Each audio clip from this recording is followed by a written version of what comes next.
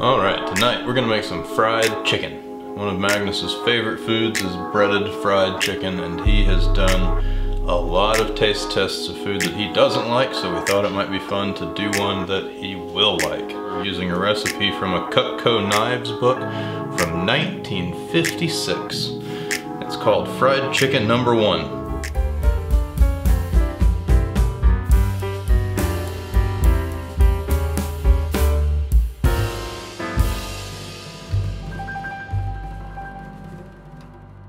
Is there anything particular about fried chicken that you like?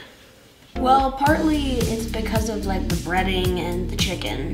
I mean, sometimes if the chicken has a nice flavor, then it's probably just because I like fried chicken. Cool. Well, tonight we're doing tenders, and it's almost like a shake and bake homemade version. But we have dried it to help the breading stick to it and stay stuck to it. We have about 3 pounds of chicken, so we have 3/4 cups of flour.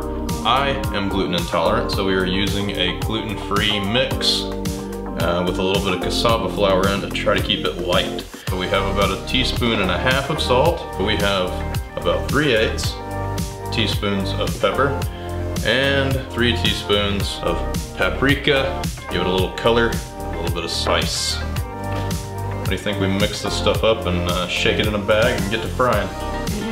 All right.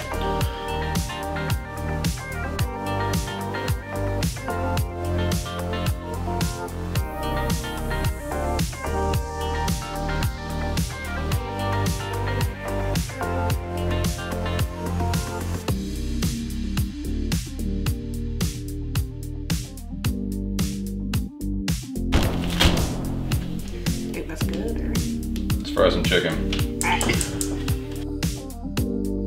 So we're gonna fry our chicken on medium heat until the temperature reaches 160 degrees on a meat thermometer. 165 degrees on the meat thermometer. Here's our fried chicken. Let's go have a taste test. Fried chicken. Taste test.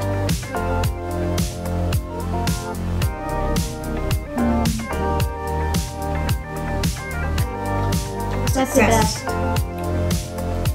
Found success.